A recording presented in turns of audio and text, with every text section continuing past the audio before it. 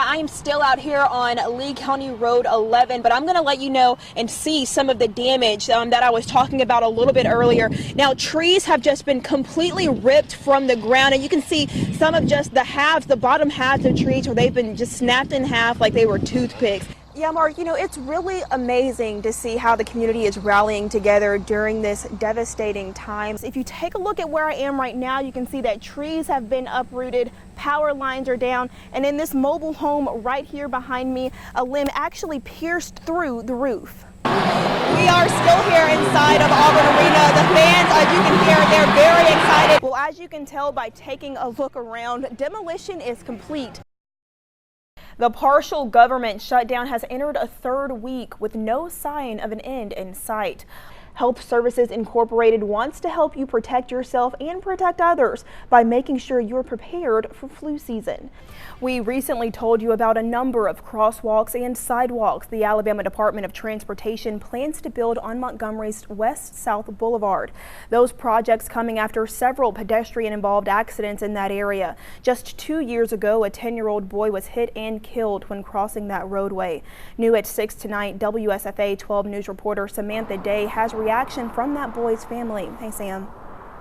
We start with some new information. Montgomery police saying they've made an arrest in connection to a homicide that happened yesterday morning in southwest Montgomery. Sergeant Jared Williams says officers went to perform a welfare check at a home in the 3900 block of Gateway Court. That's just off Selma Highway in southwest Montgomery. But when they got there, they found 79-year-old Evelyn Perryman dead from blunt force trauma.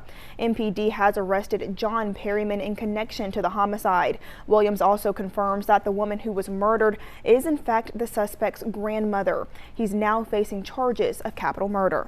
I played softball for Garden. Don't lie to them. For a long time, me and my sister. So, you know, I'm proud of the team no matter what. They could have used you today. I don't know if they would still want me. I went to the cage. I don't know if they would still want me. But I don't think that the rain and the cold is going to stop Auburn fans from going to Toomer's Corner. Absolutely if they win today. Not. And I heard it just started backing up. Vanessa Times was trying to move a truck on her property, but had a difficult time. She got out to ask for help, and that's when the unthinkable happened. Well, when it forced me down, it started to drag me. And it had me pinned under it. And I knew once I went down, I was not going to see the front of that truck. She screamed out in pain. And saying, help me, help me. Terrified. I just knew I was dead. Luckily, city workers were nearby and were able to move the truck, but Vanessa was badly injured. Right leg is broken. My back is basically raw. Got a couple of head injuries. Vanessa's son is a student athlete here at Trinity, and with her medical bills piling up and his tuition still needing to be paid for, faculty here at the school have decided to step in and help. We said there's a need here, and there's people, you know, out there with means, and we're going to organize this. So a GoFundMe page was created and the donations started pouring in. this is nothing that the families asked for. This is something that we're trying to do for them. They're just really sweet people. It means a lot to me.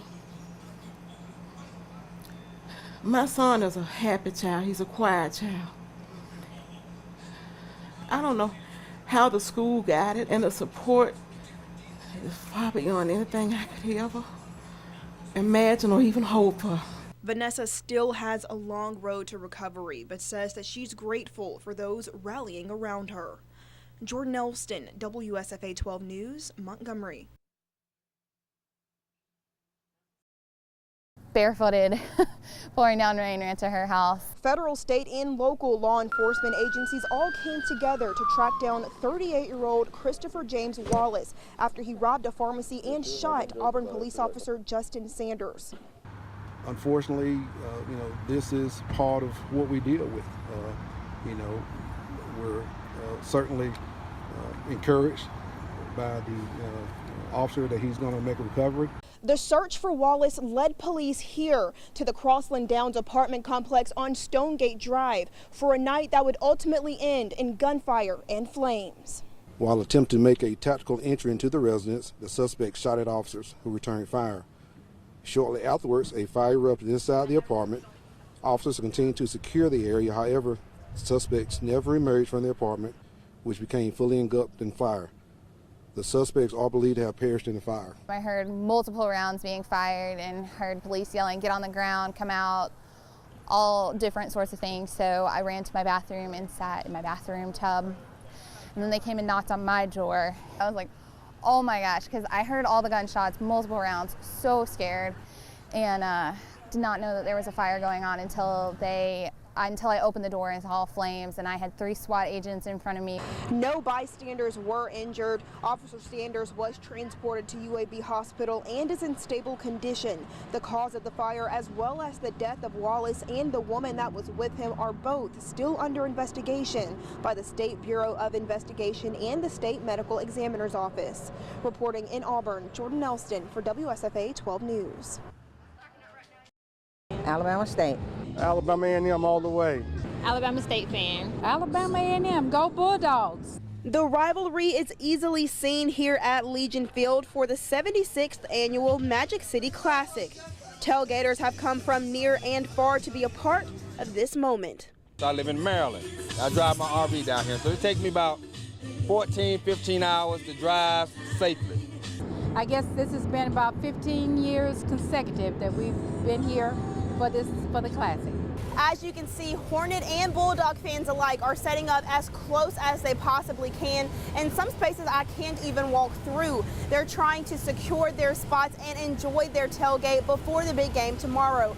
And I've been told that this tailgating experience is about more than just football. People just enjoying the moment, you know, from family, friends. You can walk up to somebody tailgate and you don't even know them, and they'll take care of you. Oh, my friends come down from Maryland, D.C., Virginia, North Carolina.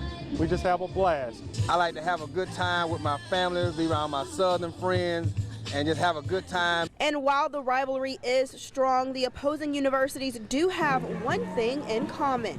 While there's a rivalry, we both strive to do the same thing, and that's to educate young people. Lots are filling up quickly, and that's expected to continue tonight and throughout the day tomorrow. Jordyn Elston, WSFA 12 News, Birmingham.